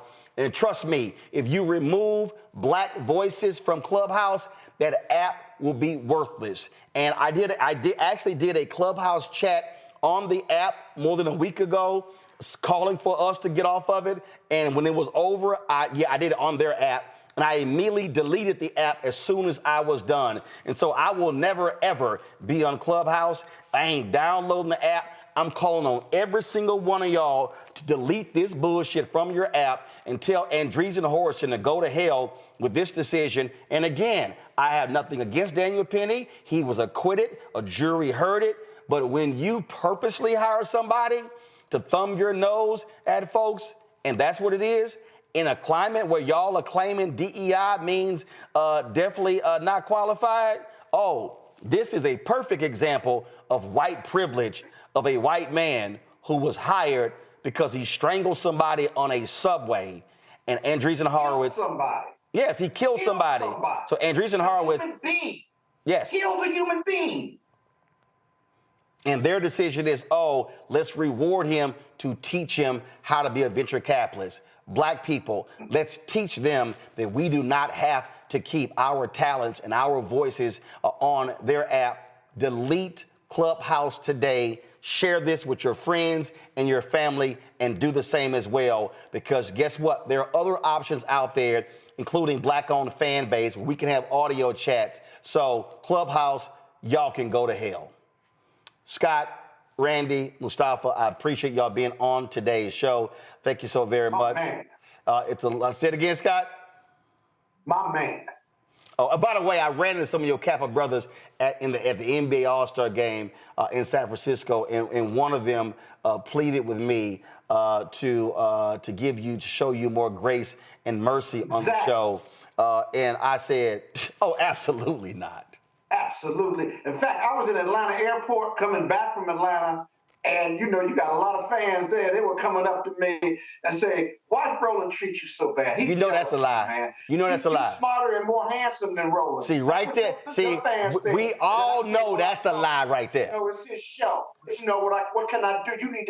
You need to give money to him, but tell him to have some grace with me. That's right. And see, Randy Mustafa, the reason I know he lying, because the last time I saw him, he said, man, people come up to me saying, yo, man, why don't you back up off Roland and stop over-talking? That's true. That's true. They do say that. Yeah, absolutely. Listen, I need you. You made me famous, at least in Atlanta. So, I got never love for you. In fact, I might give some money tonight. I'm just feeling good about you right now. Well, damn it, you need to. So you need to pull that platinum Amex card out right now and make your contribution to the Bring the Funk fan club. You damn right you need to, Scott. And the rest of your Kappa brothers as well, because remember, without Alpha, y'all just Kappa Psi. Oh, God. Jim Gold, too. I saw the picture. You ran into one of my business partners, Jim Gold, as well, at the All-Star game. So you were hanging. No, of course. And I was representing the show, so that's what we do. So appreciate all three of y'all being on the show. Thank you so very much. Man. Folks, I gotta go. We know that's why I signed off, but your ass kept talking. Your ass kept talking. Now make that damn contribution before your ass get off. All right. Yeah, I knew that, Giddy. Absolutely. I appreciate it, folks. Be sure to support the work that we do. Join our Bring the Funk fan club. I told y'all this is about us building an ecosystem of Black-owned media, so you understand what's going on. We got a new show that's dropping on Thursday. When you support this show, this is what you're supporting. Y'all roll that ad. Of the new show that's coming. There we go. Abolition focus. Should we aim for reform or abolishing the entire system? Kimon Felix lets us know how much possibility lies in abolition. That is such a radical image because it offers a suggestion that we already know to be true, which is that we have what it takes to take care of each other and to take care of ourselves. Watch us on the Black Star Network, so tune in to The Other Side of Change. So, folks, Jameer Burley and Bria Baker are the co-hosts of that show. We will stream it at 11. Is it what the graphic says? 11 a.m. or noon on Thursday, and then it's going to restream at the conclusion. Let me see here. Yes, it's going to be. It just says this Thursday. I think we drop it at 11 a.m. Eastern on Thursday, and then we restream it at 8 p.m. after my show. So y'all want to check that conversation out. Two millennials hosting that show. Great conversation. And folks, there are some other things that I'm working on, some other shows I'm looking at bringing to Black Star Network. We're looking at creating a business show. So there's a whole lot that's going on. So your support is critical to us building this. And I say this all the time, and this is not hating, it's stating. The work that we do here is not happening at other Black-owned media outlets. It's not.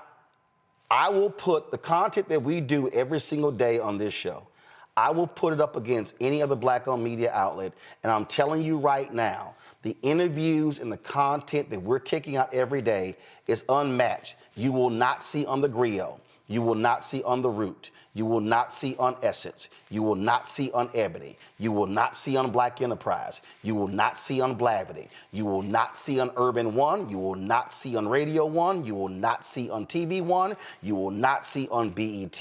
And I can go on and on and on. So when you're supporting us, you truly are supporting Black-owned media that is speaking to the interests that you care about. We want you sharing our content. We want you reposting our content. We want you bringing in new voices. In the last 28 days, we've added 90,000 subscribers. We are approaching 1.65 million YouTube subscribers. As we stand right now, it's 1,645,934. But here's the deal. 60% of the people who look at our videos on YouTube don't even subscribe. Why do we want you watching our YouTube videos? Because actually, the better payout in terms of from our videos happens on YouTube.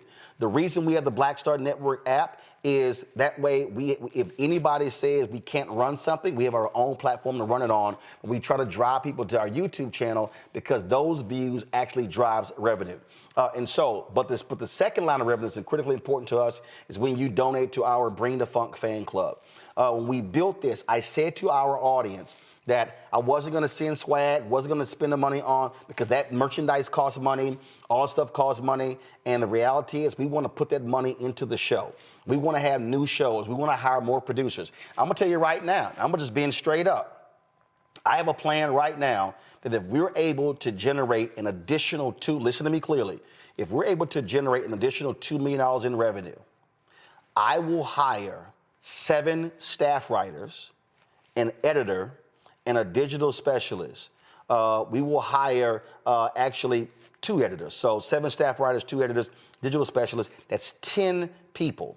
We want to turn blackstarnetwork.com into a news portal. We want to be able to be driving anywhere from 10 to 20 written stories every single week that we'll talk about on the show as well to expand what we're doing. That's what I'm talking about when I say what we're trying to do. I want to be able to add another anchor, another reporter to be able to do some reporting, to host another show as well. I want us to have a second daily show. The other shows that we have right now are weekly shows. I want a second daily show that's either in the morning or that's also coming on before mine, in midday or whatever, and that we're so expanding our footprint. And so that's what our goal is. And I told all of you who are watching, listen to me clearly. When we met with our YouTube representative in Chicago, the Democratic National Convention, this is what they told me. They actually said when they put in Keenan, if we have that graphic, I want you to send it to me if you can, real quick, a screenshot or whatever. They told me that when they they grouped us with all of the progressive shows out there. They just put us in that category. So they put us in the same grouping with Brian Taylor Cohen, with Midas Touch, with the Young Turks. These are people with 6 and 7 million YouTube subscribers, much bigger platforms than our 1.65 million. This is what they said to me, and Keenan was on the line with me. They said, we have the highest watch time per viewer than all of those shows. That Roland Martin Unfiltered is #1 in the average watch time per viewer. That means that our audience is watching our content longer. They are more engaged than any other progressive platform in the country. Folks, that's what we are building. And that's why we want people who are 50 and 45 and 40 and 35 and 30. We want that 18 to 50 demographic watching as well, because what we do not have enough of today is real fact-based information. We do not care for these other so-called new black media people who just run their mouths. We are about real information, laying out to you real consequences on what's happening in this country. And so your support makes that possible. And so if you want to contribute via Cash App, use the Stripe QR code. Cash App cancel all of our accounts because they changed their rules. And so if you still want to give to us via Cash App, use the Stripe QR code. If you're listening, go to blackstarnetwork.com. Then, if you want to give to us, check a money order. Send your check and money order, P.O. Box 57196, Washington, D.C., 20037-0196. PayPal is paypal.me/rmartinunfiltered. Venmo is venmo.com/rmunfiltered. Zelle is Roland@RolandSMartin.com, Roland@RolandMartinUnfiltered.com. Download the Black Star Network app, Apple phone, Android phone, Apple TV, Android TV, Roku, Amazon Fire TV, Xbox One, Samsung Smart TV. Get a copy of my book, White Fear, How the Browning of America is Making White Folks Lose Their Minds. Get the audio version I read on Audible. Those proceeds come right back into the show. Get our merchandise, Roland Martin Unfiltered, Black Star Network merchandise. Of course, our shirt, hashtag, we tried to tell you, FAFO 2025. Don't blame me, I voted for the black woman. Go to rolandmartin.creator-spring.com. The QR code is on the screen, or you can go to blackstarnetwork.com. And don't forget, I told you, the hell with Clubhouse, delete Clubhouse, download Fanbase. You do audio rooms on the Clubhouse, you can do audio rooms right there on Fanbase. And so download the Fanbase app. Isaac has posted the video. They've raised $9.2 million. We're moving closer to our goal of $17 million in this Series A raise. And so go to startengine.com/Fanbase if you want to be an investor in Fanbase. And so, folks, that's what we're doing. We're making this thing happen. We're not talking about it. We're being about it. We're not sitting here wasting our time waiting on other people. We are building the black-owned media platform of the 21st century, the same way the Chicago Defender served its purpose when Robert Abbott founded it in 1905, the same way when Frederick Douglass did the North Star, the same way with Ida B. Wells Barnett and her paper, the same with John H. Johnson with Negro Digest, Jet and Ebony, Earl Graves and Black Enterprise, of course, Ed Lewis and others when it came to Essence Magazine. We cannot allow black-owned media to die. We cannot be asking people who don't look like us, who don't think like us, who don't represent us, who don't care for us, who don't love us to tell our story. Support this show, support this network. I'll see y'all tomorrow. Holla!